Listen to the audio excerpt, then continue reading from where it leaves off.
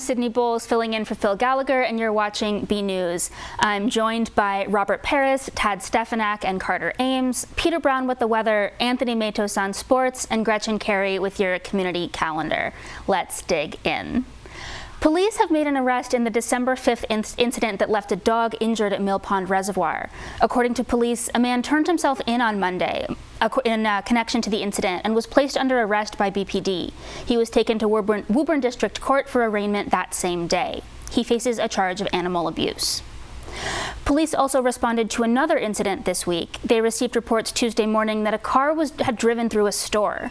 Upon arrival, first responders learned that a 2019 Mitsubishi Outlander had driven through the All-Eye Care Doctor before crashing into the nearby Relax the Back building.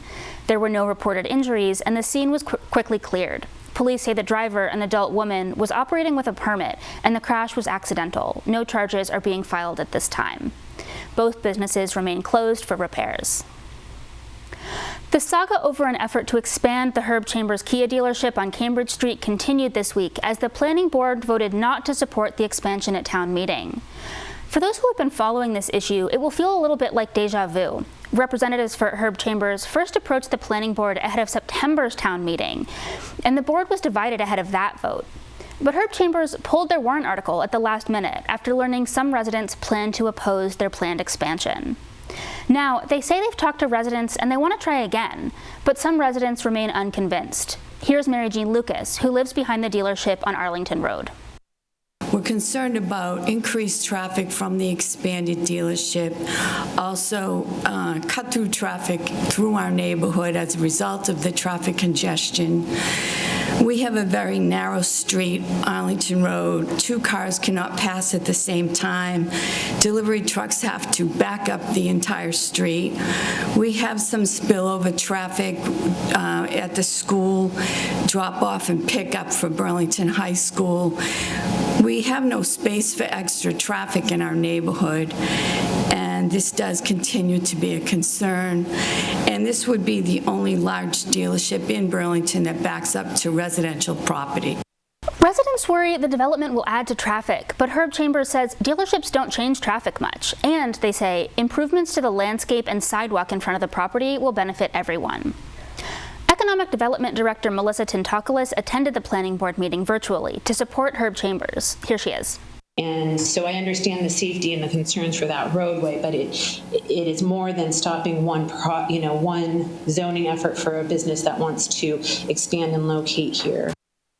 The board voted not to support the Herb Chambers warrant in a 2-4 vote with 1 abstention, but town meeting will have the ultimate say on the rezoning effort. Burlington has signed an agreement to continue its license with Verizon, one of 3 cable companies in town. And for full disclosure, BCAT, Burlington's PEG access designee, is funded through fees levied on cable companies, including Verizon.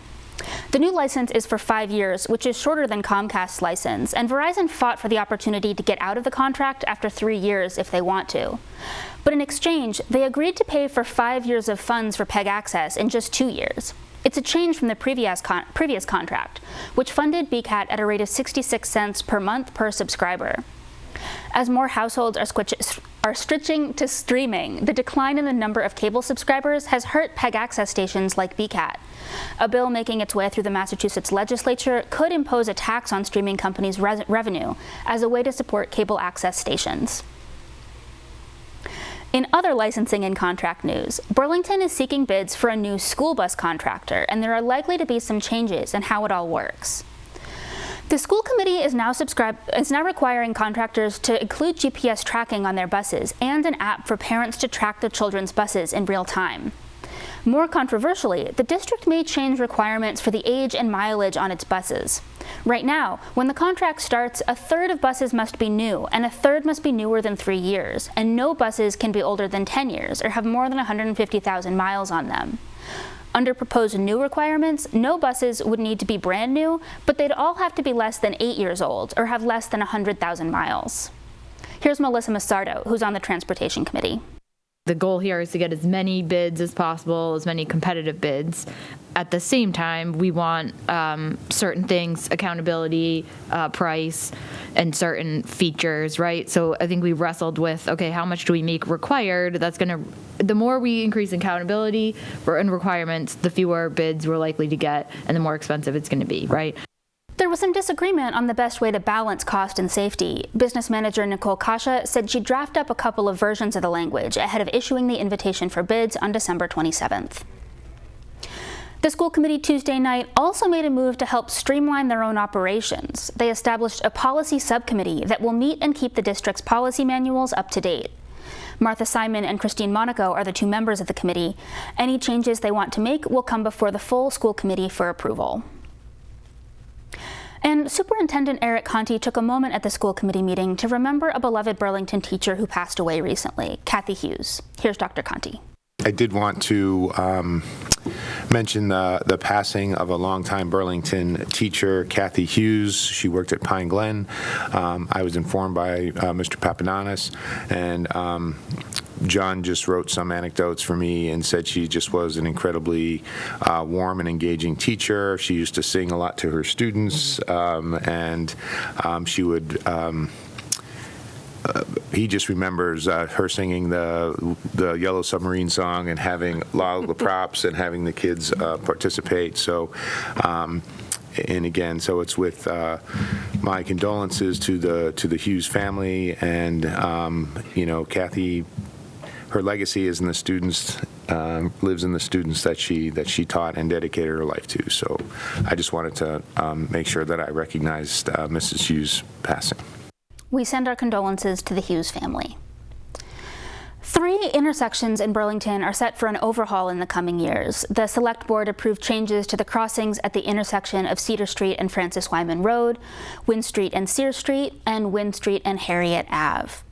Right now, those 3 intersections all have crosswalks with a yellow light that flashes all the time. Under new guidance from the Department of Transportation's Manual on Uniform Traffic Control Devices, they're out of date.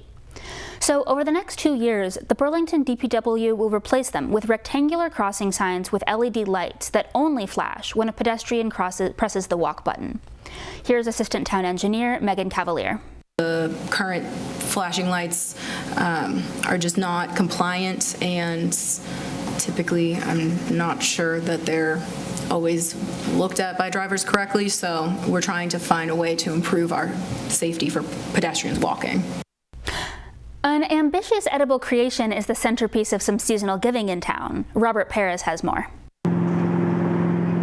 The Bancroft on 3rd Avenue is raffling off a gingerbread castle for the holiday season. The proceeds will be donated to Project Bread, a nonprofit organization providing food for families and communities in need. It was made by one of our owners, Kate Weber. She does it yearly, and we happen to be the restaurant that is raffling it off this year. The raffle is $5 a piece. Gibbet Hill Grill, which is our sister restaurant in Groton, has had a enormous gingerbread, beautiful scene every year for the past 20 years, and every year is a different theme, and then she also makes an extra one for one of the restaurants to raffle off. A wide variety of sweets were used to create this delectable treat. So the gingerbread house is 100% edible. It is I think it's over 18 inches tall, and it has lots of different types of candy on it, cookies and obviously gingerbread, and it also comes lit, and we'll give the winner the lights as well. Put your name in the drawing by physically going to the restaurant or by phone. They can call us directly over the phone if they can't have a chance to come and visit us. They can just leave a credit card and we'll put the raffle in for them. We hope everyone has a safe, happy, and healthy holiday season. From the Bancroft, I'm Robert Paris for BNEWS Weekly. There's no shortage of ways to enjoy the holiday season in Burlington, and first-time BNews reporter Carter Ames has this report from the scene of one of them. Hello everyone, and welcome to the 3rd Avenue Holiday Stroll. I'm Carter Ames for BNEWS Weekly, and we're going to go check out what we are doing as we take a nice stroll down 3rd Avenue. Holiday fun at 3rd Avenue, full of fun activities for kids and families, took place on Saturday, December 9th, with face painting, hot chocolate, an ice sculpture, a tractor ride, and more. I caught up with property manager Molly Woodland to talk about planning. Leah, our event coordinator, plans all year for a fun holiday event. All of our retailers get involved and participate. They do samples, and they host Santa Claus for photos, and we have tractor rides by Crotch Mill Farms, and everything's free. So we try to make it a really fun, festive day for the community. Well, for 3rd Avenue, they asked us to come. Kaleidoscope Entertainment's here, painting faces, twisting balloons. They have this beautiful ice sculpture. They're handing out food. It's really a great thing for families to come out here and have a good time. 3rd Avenue never fails to make the holidays shine bright. So it's really good to be outdoors here at 3rd Avenue and do some shopping, do some eating, and have some fun. For BNEWS Weekly, I'm Carter Ames. It's a very busy time of year for shoppers and vendors alike, and the creative folks at Made in Burlington are no exception. I worked on this story. I hope you like it. The elves at the North Pole are busy this time of year, and so are the vendors at Made in Burlington. The holiday season for me is so crazy. Between being in multiple shops, different craft fairs, farmers markets, specialty orders, I start making Christmas and holiday items. Literally, I make them all year. Holiday season is always crazy, mostly because we get lots of custom orders, which is probably one of my favorite things to do. I love custom orders, meaning like if somebody asks us, can you do this, and it's not something that we normally do. I love creating that. So I love making the hair bows for the little girls. They're so cute. Little girls love sparkles, as do big girls. Here's some Santa. And the reindeer is super cute with the antlers as well. Backpack hugs, they're great for kids. They can go in your backpack, they can go in your pocket. We also do hair clips. So we do regular clips and then claw clips. They're all blinged. Kristen Greeley and Kristen Tomasetti are just two of the vendors selling their wares at Made in Burlington. Founder and owner Lorena Copson-Smith says it's been a busy month for everyone. At this time of year, everybody loves to be able to go on and see that they've had sales. And so it's always exciting for the vendors. They log on, they're like, oh my gosh, I sold this much today. So it's always fun to hear that from them. And I'm having a really great month. So that's been really fun. It's not too late to pick up a little something for someone on your list, so make sure to stop by Made in Burlington. For BNews, I'm Sydney Bowles. A recent event in Burlington highlighted the importance of keeping your pet safe in an emergency. I worked with John Villas on this story. David Schwartz of the State of Massachusetts Animal Resource Team, or SMART, shared the importance of caring for animals during emergency situations. So tonight we tried to instruct people on making sure that they are prepared themselves, their families are prepared. And when we say family preparedness, we want them to make sure they include all their family pets or family animals that they might have. Easy first steps include assembling an animal evacuation kit with food, medications, and other supplies, and developing and practicing an evacuation plan for all household animals. If you're asked to evacuate, you always want to make sure you're taking your pets with you. If you're asked to go to a shelter, you want to make sure that that shelter allows animals and that your animal will be under the best behavior that it can be and be a good guest in that shelter. So we have many resources available to help animal owners, pet owners do a good job taking care of their pets in an emergency or disaster. More information is available at smartma.org. For BNews, I'm Sydney Bowles. The Boston Globe has released a list of the top area places to work, and 2 Burlington businesses were among the ranks. Millipore Sigma was ranked number 23 out of 25 in the largest companies group. That's a biopharmaceutical and life sciences firm. And the company Progress was listed number 6 out of 55 large companies on the list. Progress develops enterprise software for use by organizations. Congratulations to both Burlington-based firms. Winter sports is well and truly underway in Burlington, and sports anchor Anthony Matos has all the details. Let's turn it over to Anthony. Hey everyone, I'm Anthony Matos, and this is your weekly sports report. Lady Devils basketball traveled to Reading Memorial High School on December 12th, where they lost to the Rockets 21-46. Red Devil basketball hosted Reading, and more. On that, we go to the highlights. Devils basketball opened up the season as the Reading Rockets came to town. Let's hit the court. The Devils fell behind in the first quarter as their defense allowed 18 points to the Rockets. Offensively, Burlington was only down by 6 as they scored 12. 18-12 Reading. It was night and day for Burlington as they stepped up in the second by adding 18 points while Reading added 14. Going into the half, Burlington was down by 2 over the Rockets, 32-30. Third quarter, the Devils were still trying to catch up to Reading. They made it manageable by adding 13 points, while the Rockets with 17. 49-43 Reading. Fourth quarter was wild as it could get. With 1:30 left, the score is 56-51 Reading. Don Tagia added 3 points to the board, 56-54. After a foul was called on Reading, the Devs got the ball back with 1:06 to go. Cedric Rodriguez tied the game 56-all. 36.1 left, and Burlington was called on a foul in the most crucial point in the game. This gave Reading an opportunity to break the tie with 2 successful foul shots, 58-56. After another foul was called on the Devils, the Rockets added 1 more foul shot in the game to close it out and take the win, 59-56. We spoke to head coach Phil Connors after the loss. We got behind. I thought we crawled back, had a great second quarter, fight back, come out, then terrible in the third, fight back again in the fourth. We just didn't play with desperation when we needed to. We needed to put 32 minutes of desperation, and we didn't. But we got it. We fought back. We needed 1 stop. We made a bunch of mistakes that we work on every single day that are focused defensively, things that we can control. We always talk about what we can control. Hopefully they see how penalizing those are, and then we don't do it again. The girls and boys are 0-1 as of this taping.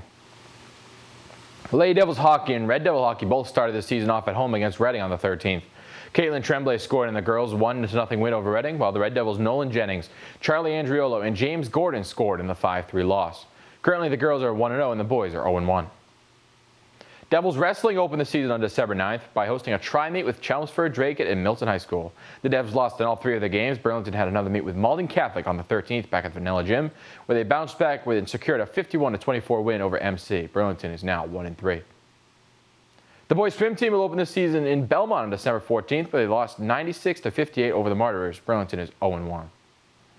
Both indoor track teams were at the track at New Balance on December 14th to host the Stoneham Spartans. The girls lost their meet 57-43 and the boys won 86-14. The girls start off 0-1 and the boys are 1-0. Lady Devils Gymnastics opened the season with Woburn Memorial in Winchester in the new year on January 4th at the gymnastics area inside the rubber gym. Esports continued in the playoff tournament as the semifinals took place on December 7th. I lost my game 0-2 while Matt Jenner lost 0-2 as well. The Rocket League team played in the semifinals on December 14th at Patriot Place. The group lost 4-0 to Tewksbury in the first round. BNEWS sports reporter Robert Paris found out more on Red Devils' Joey Poland as he was chosen for MVP at Prep Red Zone. Senior running back Joey Poland was recently awarded MVP for his performance during his time at Prep Red Zone. It was a pretty good event. There's a lot of competition there. And I'm proud to say that I got MVP for my positions. And then we started to go into position groups. Like for running backs, we would do drills for like 20, 30 minutes.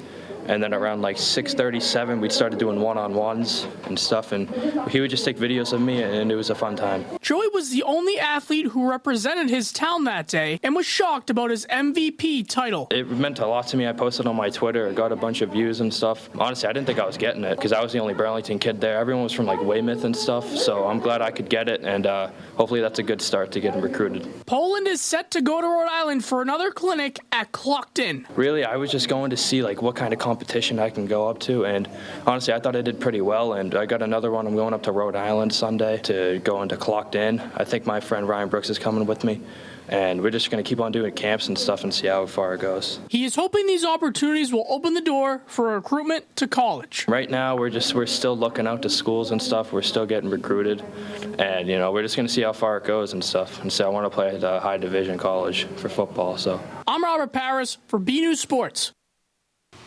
For more Red Devil action, go to bcattv.org/sports and check out our Twitter page at BNews Sports. That's all for now. I'm Anthony Matos. Back to you guys in the studio. A mix of kinda cold and pretty cold weather this week with a little precipitation. Let's turn to weatherman Peter Brown for the weather, and stay tuned for your community calendar with Gretchen Carey.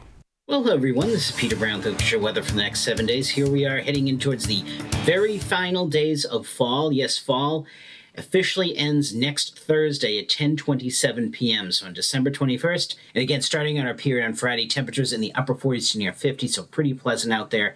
As we get in towards next Thursday, hopefully by then, the sun will be making a return and temperatures getting back down to where they should be, down to the lower and mid 40s. And of course, the sun is not going to be setting any earlier now. We have actually gotten to the shortest days of the year now, so things are looking up. Our days will be getting longer from here on out. And it looks like for our temperatures, you're expecting a good chance of us seeing above average temperatures. I'm seeing that as well, especially in the second half of the weekend and the start of next work week. It's going to really get mild here, although that's going to bring the chance of some heavy rain with it. And again, looking at our precipitation chances, again, right here in the Burlington area and around coastal New England, expecting chances of above average precipitation. But unfortunately, for all of those of you who are snow lovers here in southern New England, it doesn't look like we are going to be getting much in the way of any accumulating snow at all. So as we go ahead, let's take a look at those 7 days of weather coming up. And again, if you have to go out and do any last-minute holiday preparations at all, this is probably going to be the weekend, the best weekend at least, to do it. We're going to have some pretty nice conditions out there Friday, Saturday, and Sunday.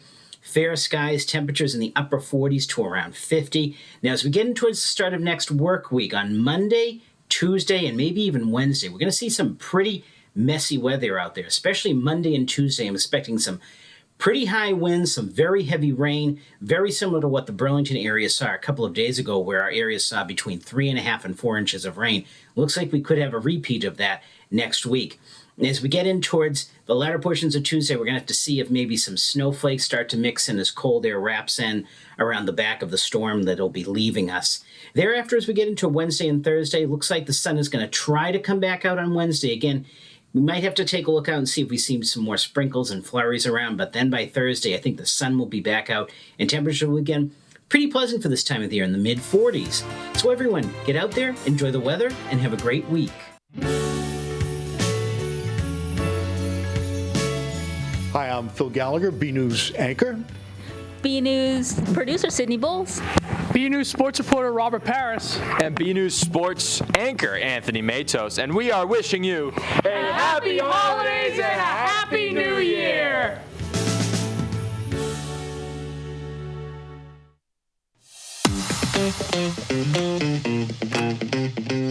Hi, and welcome to the Burlington Brief. I'm your host, Sydney Bowles. And I'm your other host, Sarah Eshelman. We're here to bring you a no-nonsense, maybe a little nonsense, guide to what's happening in Burlington, from major capital projects to schools to business and society. Tune in every week for fresh interviews with people at the center of local news and conversations between two journalists who know what's up. So subscribe to the Burlington Brief to make sure you don't miss a single thing and get the best of local news delivered right to your ears. Hey everyone, I'm Gretchen Carey, and this is your Community Calendar. On December 21st from 6:30 to 7:15 p.m., the Burlington Public Library will be having a craft event called Cardboard Gingerbread Houses for grades K through 5. Please go to the library website to register. Through December 21st, the Burlington firefighters will be having a holiday toy drive. Learn more at bfdtoys.com. People Helping People is having their ongoing Capitol Grill raffle. For more information, go to the following website. For more community calendar events, go to bcattv.org, burlingtonpubliclibrary.org, and burlingtonrecreation.org. I'm Gretchen Carey, and that was your Community Calendar. And as we do every week, we're closing out with a photo sent in by a member of the community. Christina Nikita sent this one in. It's of the Three of Cups concert at the United Church of Christ. Thank you, Christina. I want to see your photos. Send in your cat, send in your dog, send in the squirrel you saw. Send it to us. We will highlight it on BNews. The email for that is bcat@bcattv.org, and the subject line is Photo of the Week. All right, that is our show for this week. I'm Sydney Bowles filling in for Phil Gallagher, and thank you for joining us. We will be back with you next week. I'm here with my friend Leo. Leo, how are you? Good. Thank you so much for being I love your elf costume. Do you love that movie? Yes. What's your favorite part of that movie? And test, last microphone. The costume. The cost. Yeah, it's a great costume. Are you excited to see Santa? Yes. What are you asking Santa for this year? That's why we do a Santa. World peace. I like that. I like that a lot.